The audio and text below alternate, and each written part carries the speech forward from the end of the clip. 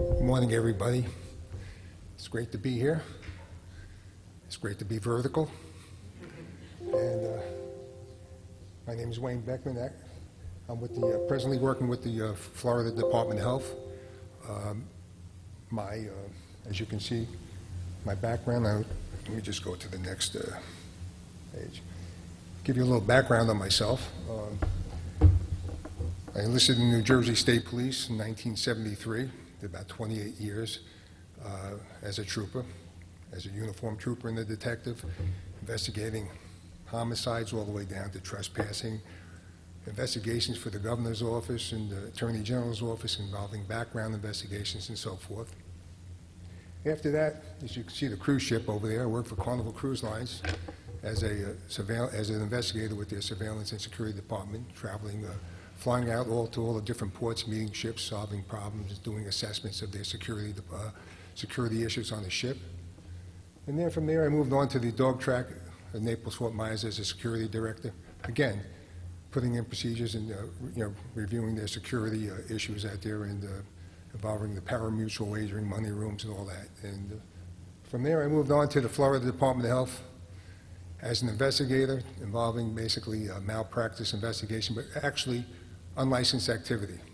People performing as a healthcare professional while not being licensed, such as a dentist practicing dentistry in a garage with no license, using Craftsman tools and and all types of Dremels and all that, which is out there. So I've had a little bit of a background doing, involving security issues and so forth. And for the record, even though I work for the Florida Department of Health, I'm not here as a spokesman for them, but I do have a good background. Okay. The security of any healthcare facility is involving several things. Basically, it's your exterior environment, your interior environment, and also your personal safety. Okay, and that's basically what we're going to be talking about: keeping you, all your patients, all the general public safe. And it's a very simple procedure, whether you're at a healthcare facility or any other facility that needs security. They're the three purposes: keeping you safe, keeping the property safe, and the public. Okay, on the exteriors of any facility, healthcare facility, hospital, obviously in the parking lots and your surrounding buildings, you need great illumination at night. Okay, you want well lit. You also want great surveillance, video surveillance, and all that, so you know who's coming, who's out there. And that should be coordinated with your illumination, security, closed circuit TVs, and it should be working together. Parking barriers, people going in and out, and exiting your parking lots, all that, easy in, easy out access.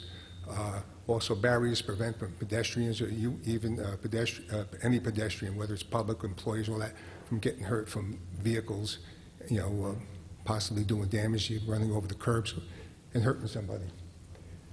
Landscaping takes a big issue. You don't want, shrubbery. You don't want to use a fence line with a high fence line with landscaping. Individuals that may want to do some harm to you, it's a great hiding place. So you want to keep it at a minimal, low shrubbery and so forth. So again, all these things are put together to keep you safe. So this way, when you're walking out to the parking lot, you can see who's around you. Stairwells. Walking into if you have a garage outside your facility, elevators, stairwells, all those things can be taken into consideration. Stairwell, the bottom of the stairwell should be sealed off, so this way no one can hide. Okay, when you're walking into a stairwell. Elevators they should have, which they most do, have panic buttons. If you're going out into the garage, you want that. All garages should be, again, well illuminated. If there's security cameras in there, that's great too, and there should be some type of panic button communication system, so this way, if you're under duress, you'll be able to at least try to send a message to security that you need help. Okay? And also signage. Signage is great, directing people if there's an emergency, video surveillance, you're letting them know that you're being watched over. Okay, the interior of a facility, there's three areas. Again, well, there's several, but you have your general lobby area. People just can walk in. You can walk into your cafeteria and so forth. But once you want to go upstairs, up to let's say a room, you're going to probably have to show some ID. Some places over here, like in Fort Myers at the Lee Memorial downtown, you're going to have to show your license and so forth. They want to know exactly who's going in. You're getting your pass to go upstairs. So this way you can, you know who's coming in and who's coming out. You're not going past go. Okay, then you have your other areas, your staff area, where you need a better clearance. In other words, when you have your credentials on, only healthcare professionals and people who are certified in certain areas can go. And then, of course, you have the staff-only area, which, so let's say you want a staff area where emergency room or operating room, you're going to have a higher clearance rating for somebody to go have access to that area. Not everybody's just going to be able to walk in there. Okay? Obviously, you're using signage inside your interior of the building. No admittance, security, no admittance without security passes. So this way people can see that they're not allowed. You can be using alarm systems that go off if somebody is not supposed to be in a given area. Video cameras, again, it's basically for your own protection. Okay, and you can use silent alarms, actually alarms that actually do go off, like, a sounding alarm, light alarm, and the silent alarm's going down to security for if somebody's breaching an area where they have no business being there.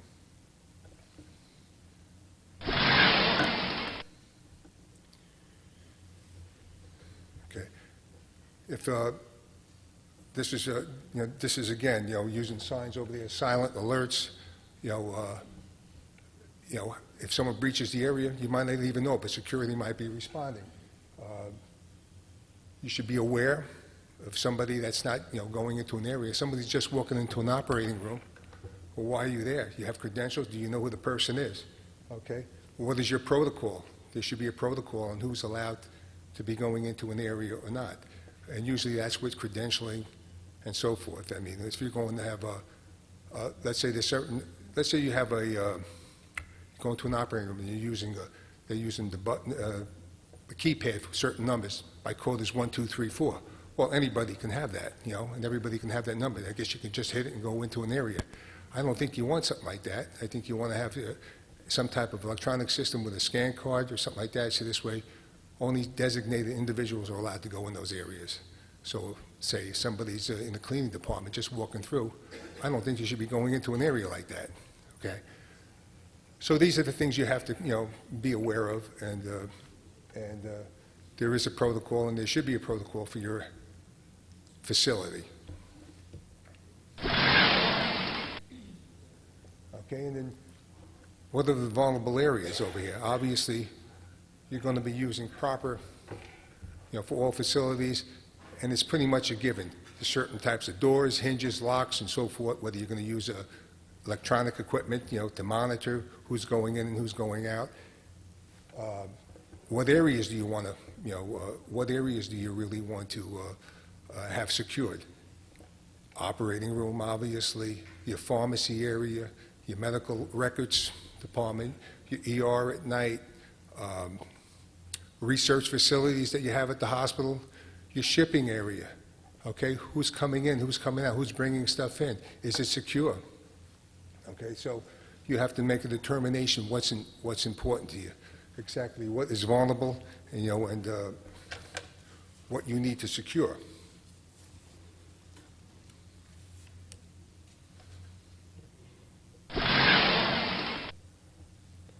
Okay, take like an ER. Okay, an ER room over there, secure at night, but also you need some extra protection in there. Okay, you have security. Is there a safe room?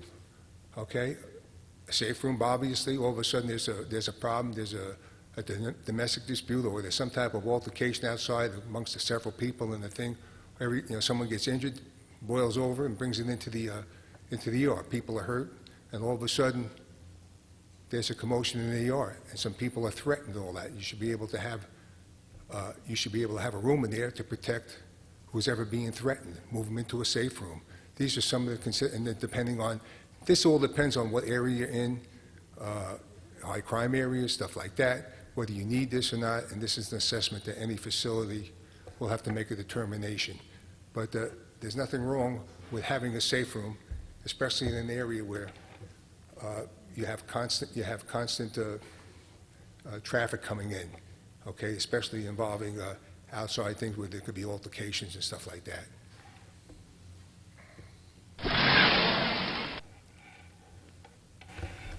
Okay, and this is going back to your vulnerable areas, your medical records room, your personal locker rooms for the staff only. That should be secured area. No one should be going in there. Operating rooms, pharmacies, and it's about you. It's about protecting you.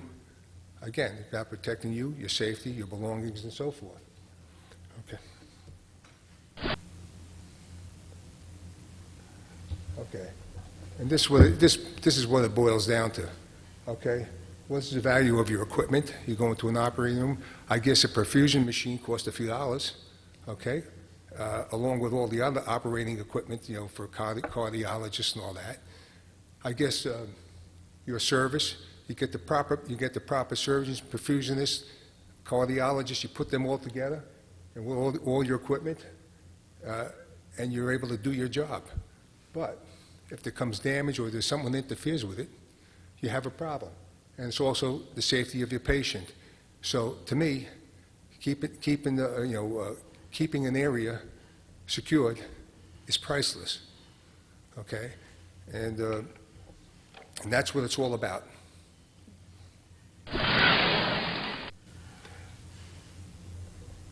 In your, obviously, any facility, anywhere you're working, there's workplace violence. There's protocols that should be in place wherever you're working over there, that what to do, and these are some of the signs. As you can see, verbal threats, problematic behavior, recent discipline, personal stress, substance abuse, meaning it could be drugs, it could be alcohol, changing habits and appearance. And these are your coworkers, okay? If you have a good rapport with one and you see that there's changes and all that, you might be able to help them, okay? But you don't. Let's say somebody didn't get a promotion. You don't go say, hey, try harder next time, maybe you'll make the cut. I mean, you don't try, you help them. You can. You speak politely and respectful to them. If there's problems, go to your supervisors, okay? There's a protocol in set, that should be, implemented here to help the individual, okay? Whether it's an employee assistance program or whatever. The bottom line is, you can't put your head in the sand and forget about it, because it just might take the one extra thing that makes that person do something that now really becomes violent. And whether it's you, it could be a coworker, it could be anybody else that you don't even know, and all of a sudden there's violence there, somebody gets hurt. Okay, it's there.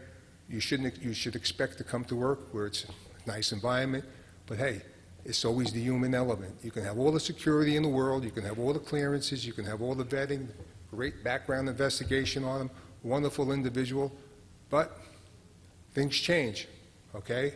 And you have to be aware of that.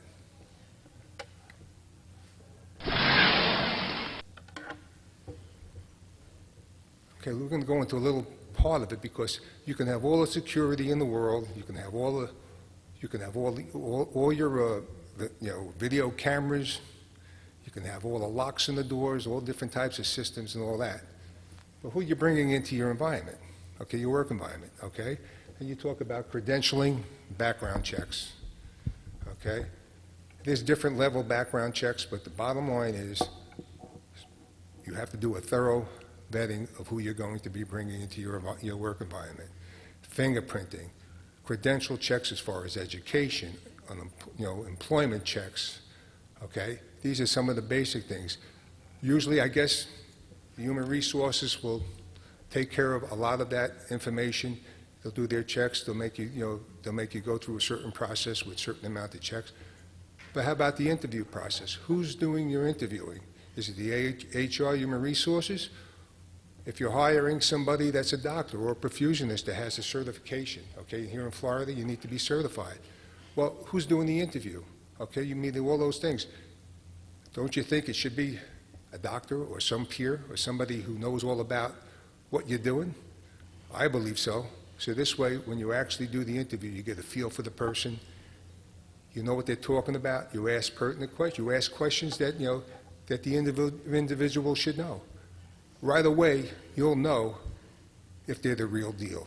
If they know what they're talking about, you ask the questions. I said, if you don't, as far as I'm concerned, it's not a thorough background investigation, okay? Because there's nothing like speaking to somebody on your own, because you're going to be working with them. You're going to be putting them in with a team of people, and you have to know what they can do and what they can't do.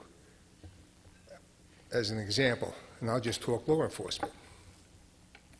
Somebody can have all the credentials in the world, okay?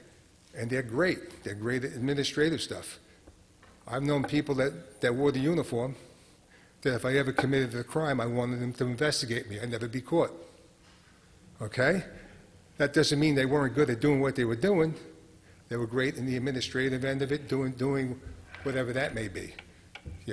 Logistics, whatever.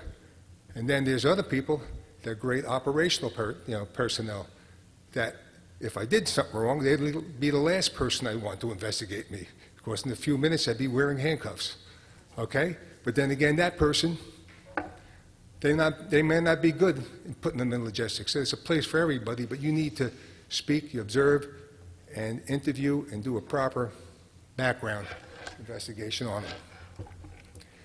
The credentialing, okay? And here you go. People should be wearing credentials, okay? You have to know who you are, who they are. They're walking into a facility, okay? You walk into a big hospital. Now, for me, I see people walking around with scrubs, okay? I see people walking around with uniforms, white uniforms, all different types of things.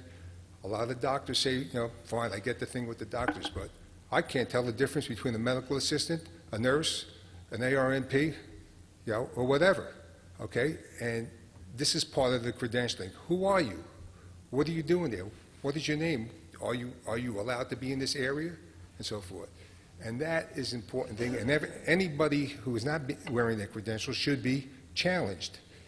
If you have a problem that you feel uncomfortable challenging somebody, go to your supervisor, okay? Because there are people that will go into areas that don't belong, okay? You put yourself at risk, okay?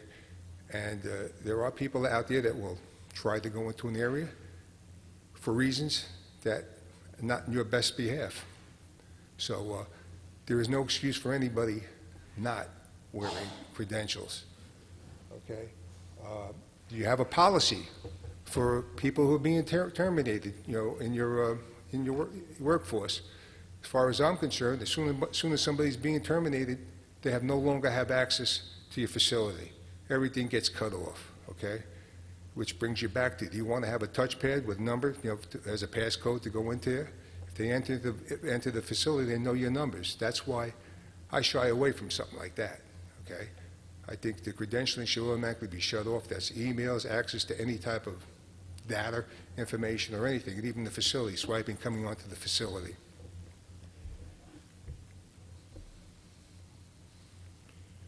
Now, we're talking about credentialing and background checks. So this brings you, who are you bringing into your workplace? And this is not just a hospital. This also can be for doctors who have practices with, let's say, several doctors together, and they're in a medical building, off-site. Okay, who are you hiring? Are you vetting the individuals the same way? You walk into their offices. You see people wearing scrubs, white, jackets, and so forth, And they have their names on there. Are they wearing their RN name? Because in the state of Florida, a registered nurse, that's a protected title. You should be putting it out that you're an RN. You don't know who's what sometimes, okay? So who are you hiring? A medical assistant. You put them you put them at the front desk. Do you know who they are? All it takes is a thumb drive.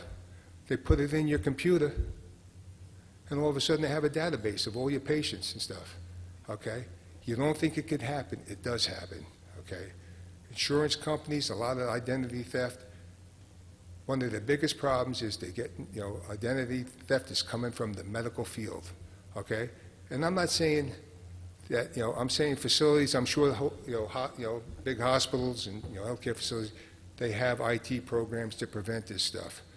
But I'm just saying to you that you should be aware that it can happen to you, okay? And you should be aware of it. As an example, okay, and you're bringing people into your facility over here. I investigated several years ago a great medical practice, many doctors, okay. This individual came in as a patient advocate.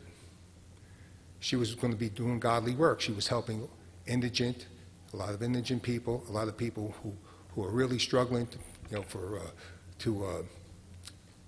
get medications and so forth. So she was going to be the intermediate to help these people with all these drug manufacturers who basically tell you, well, if you can't afford your medication, not a problem. You can reach it. So she was the intermediary. She was brought into this facility. They thought they were doing the right thing by her. They checked her out somewhat. Anyway, this individual, she now had access to all the prescriptions given by the doctors to help out these people. Well, with that, she started to accumulate over $150,000 worth of prescription ledger medication. She actually made the newspapers that she was doing such a wonderful thing for all these people out here that need it. Okay? With that, she's now performing and operating as a pharmacist inside the medical facility. Okay? She was basically, I addressed this issue with her. She was basically given an opportunity to square herself away because it can't be done this way. Unbeknownst to me that she had all that medication there. I come back the next day and I see there's that much medication there, which is basically adulterated stuff. It had to be confiscated, and she had to stop immediately what she was going to do, what she was doing. She was pretty much given a get-out-of-jail card because what she was doing was practicing as an unlicensed pharmacist. Well, she didn't take the hint. She opens up her operation again. Okay? Well, now we really look into it, and we see that she was taking prescriptions from the doctors, photoshopping them, different names, different amounts of medications and so forth, sending them into the pharmacies, into the pharmacies like Express Scripts, because she had a whole database with her computer to deal with all the different pharmaceutical firms. Okay. Again, she now took prescriptions, altered them.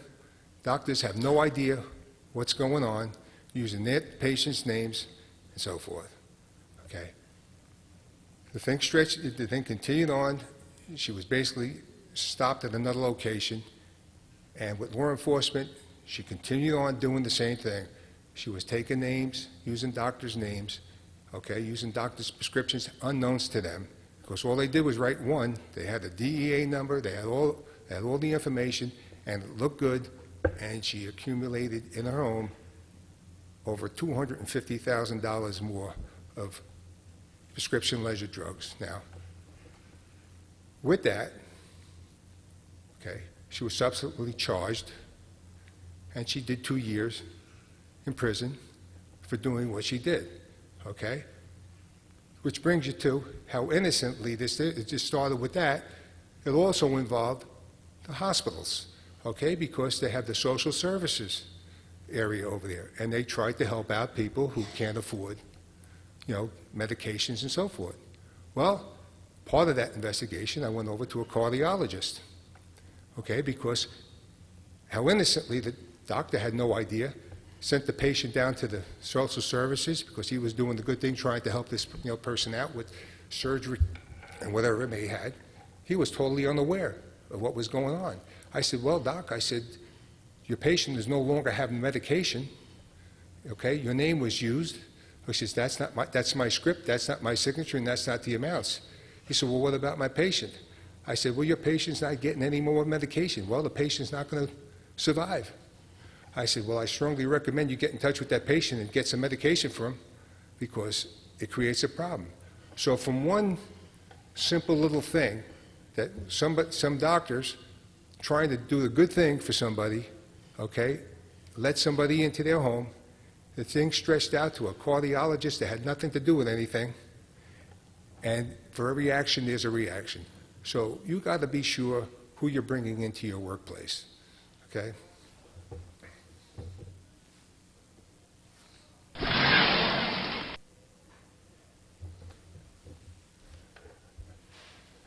This is for your personal security. This is 3 basic things a criminal looks at. The ability to do a crime, obviously the desire, and the opportunity. 3 simple things. The opportunity is the part that you can control, okay? If you don't give them the opportunity to do the crime, you'll be okay. At least you can try not to, okay? And that's what it comes down to. Ability, desire, and opportunity for a criminal. If they have all 3, they'll be successful.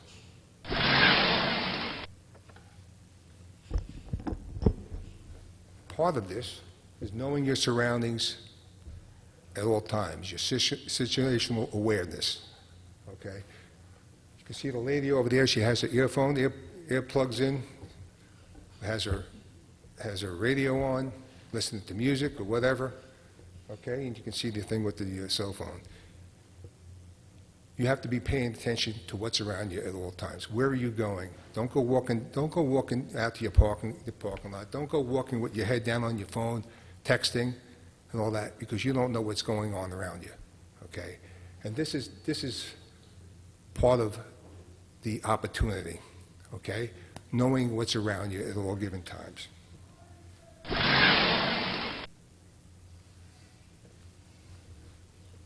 You have control tactics. You go out to your car. Let's say the biggest thing when you're going out, and you have the safety of the within your, you have the safety within your healthcare facility. You're pretty much safe there. When you're going out to your parking lot, to your car, you have given areas, staff only, whatever. The area should be well illuminated and so forth. Prior to coming to work, when you exit your car, that car should be secured. No personal belongings should be in there. Nothing should be sticking out. Okay, they should be put in the trunk and secured. You should be parking by lights, especially at night. Okay, during the day, if you know you're working from 7 to 3, light is not an issue. When you're coming in and you're working a 3 to 11 shift, you come out 11 o'clock. Well, where you park is important. Okay, so you park over by a light post. So you have illumination there. So you're going out to your car. Okay, you see a van parked next to your car or a truck next to your car. Okay, what do? You should be aware of this. You shouldn't be going through, let's say, you shouldn't be going through your pockets looking for your keys or your pocketbook looking for your keys. You're not paying attention to what's going on. You should have your keys ready in your hand. Okay, if it don't feel right, there's a saying, if it don't feel right, go with your body's instincts. Okay, something's wrong. I'm sure all of you have heard this before, that your body sends off a signal to protect yourself, that something's not right. If you go out to it and you don't feel comfortable with something, back away, okay?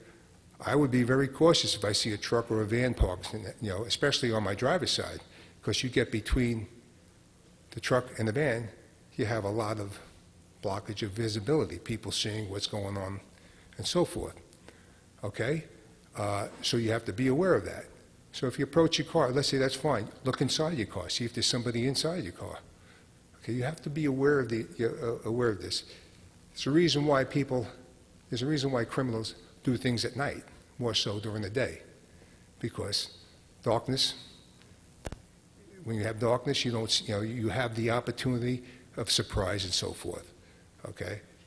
And you should be aware of this. As far as going out there, you have your keys in your hand. Okay, you can have your keys now. A lot of cars today, they still have keys. The other ones have the regular buttons. But if you have a key, you put it between your hands with your key, with the key actually showing. You never know if you might need it. It's just a little tip, okay? What you should be aware of. When you have carjackings, somebody's going to approach you out in the parking lot. All of a sudden, they have a weapon. Listen, the most important thing is that you take care of yourself, okay? No car, nothing is worth you being injured, at any cost. It's as simple as that. They want you, they want the car, they want your wallet, give it up, especially if you have a gun, okay? If they ask you, get inside the car, that's a different ballgame, okay? And when I say this stuff now, don't think it can't happen to you. It can happen to anyone, okay? No one's immune from being a victim of a crime. So let's get back to the gun situation. Basically, you have a crime scene right then and there. Someone pointed a gun at you, a knife, whatever is threatening you, okay? It's a very bad situation, but you're at a crime scene.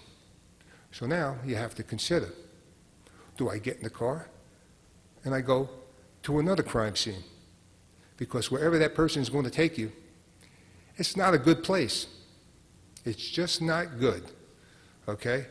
And I'm not about to sit here and Monday morning quarterback anybody who's been in that situation before, or to tell you exactly what to do, because the decision has to be yours, okay, at the given time for whatever the crime might be, okay? But it's a decision, and the bottom line is you must protect yourself. It's about survival, okay?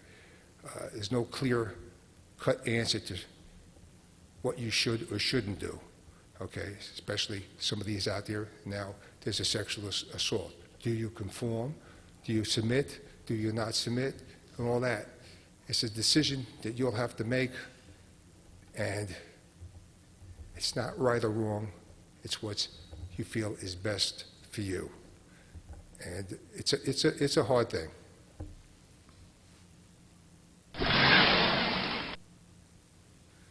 I'm going to get into social media. I'll bring it to social media as far as going back to credentialing and also with the security of yourself. Okay? Part of the background thing is social media is checking out everybody. And I'm going to give you an example. I just was speaking to a good friend of mine and related an unbelievable story to me about doing background checks and so forth. Part of that background check is they starting to look into social media. So there was these three young ladies just graduated high honors in some type of business school and so forth, and they were offered from this nice firm, a business firm, a great contract. They're going to start off with $70,000, $80,000, and within 6 months they're going to make another $50,000 raise, and within another 6 months they'd probably be up into the $200,000 and something range. Not a bad job, okay? Great offer and all that. Well, the one person, young lady, they checked out her Facebook. Well, not only did they check out her Facebook, but they went 3 layers. They checked out her friend and went to another friend. Well, when they went to the other friend, they saw a picture of the young lady, except she was doing a line of coke. Well, and this is a true story, okay? Well, needless to say, the lady didn't get the job, okay? So, what you do, you live with. You make a bed for yourself. And that also pertains to emails and texting and so forth. There's a 24-hour rule, especially when you send an email, and it's not a nice email. Take your 24 hours before you send it. Think about it, because you might have to live with it. Okay, they don't go away. Okay, So with the social media, as you can see, it's out there. Also the internet, okay? It's unbelievable the information that's out there, okay? And as far as the credentialing and so forth, a lot of people, when they they fill out an application, they ask, have you ever been convicted of a crime and so forth? Well, a lot of people haven't been convicted of crimes. That doesn't mean you were arrested, okay? So if you go into, let's say, mugshots, you go into mugshots, you put somebody's name in there. And all of a sudden you see, oh, I'm hiring this individual, and there's their mugshot. They've been arrested for maybe one time. Okay, they made a mistake. Okay, they haven't been convicted. Okay, you give them the break. You give them the benefit of the doubt. Well, all of a sudden you see the picture up there 3 times for 3 different offenses, and there's no conviction. Well, you know what? You've never been convicted, so you're not guilty. That's okay. But doesn't it tell you something about the individual? The individual who gets jammed up one time, hopefully they learn from their mistakes.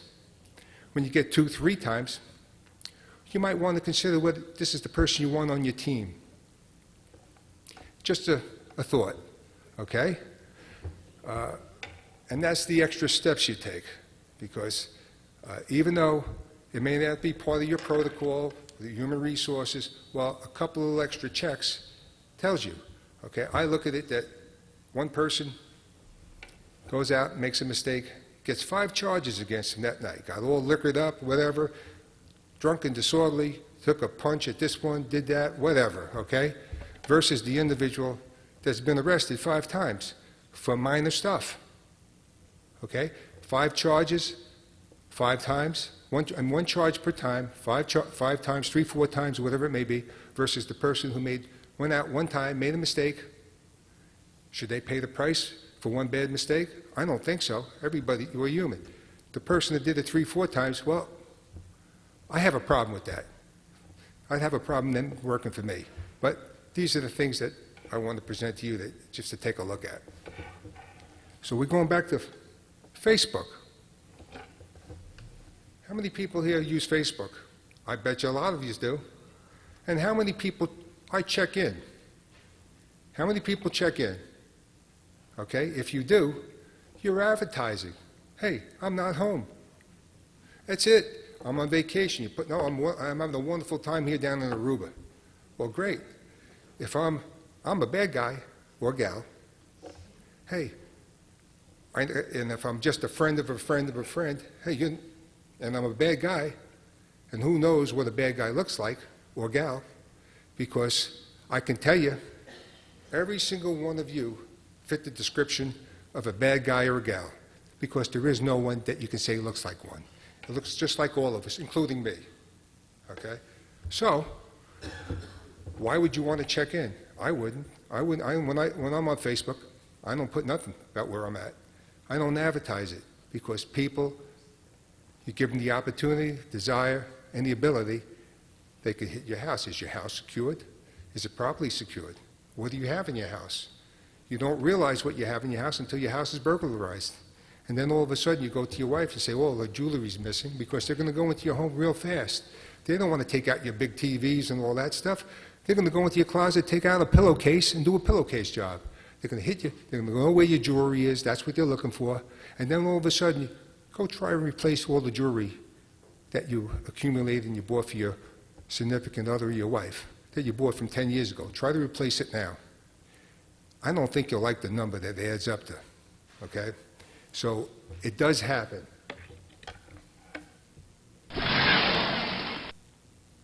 There you go. Facebook on vacation. Speaks for itself. Okay? Okay, so now you're at a seminar just like this. But let's say it's at Vegas or New York City. Okay? You're in the hotels and all that. Do you know where you're going? I said, do you walk around the city with a map in your hand? You think you might stand out? You want to be just like anybody else walking. You don't want to stand out. You want to just blend in with everybody else. Okay? So you go to a club or two. Okay? The one to the right, there's a drink.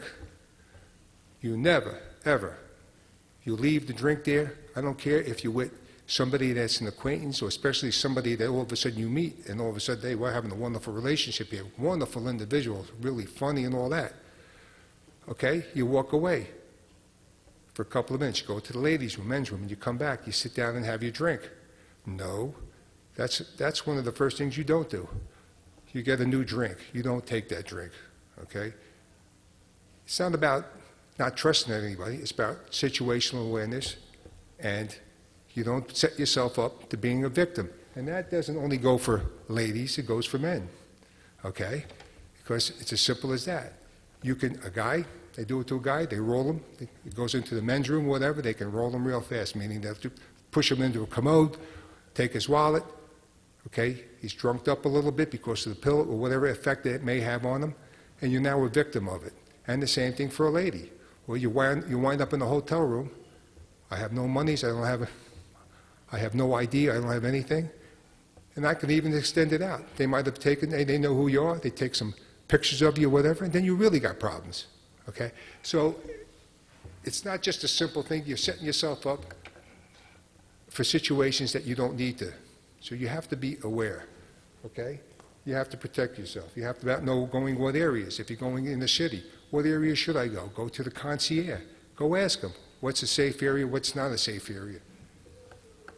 The one to your left, a rubber band around a wallet. Just a little something that basically, when you have in your back pocket, it makes it a little bit more difficult for a pickpocket or whatever to pull out of your pocket. But they're pretty good pickpockets, so they might be able to get it, they might be able to pull it off. Bottom line is you should be having, if you're taking your wallet, keep it in your front pocket. If you have your pocketbook, always keep it around your shoulder. Zip it up with the zipper in front of you, not in back of you. Because all it takes is someone from behind you, before you know it, they unzip it a couple of minutes, just a little bit, before you know it, your wallet's missing. And you're holding your pocketbook. When you're in a bar or whatever, keep your bag right by you, holding on to it. Don't leave it on your chair. People can just, before you know it, in the blink of an eye, it's gone. People are out there, professionals, they're watching. They observe, they see who's vulnerable to be a victim. They size you up, okay? And that's what they're good at, okay? And you must be aware of what is going on.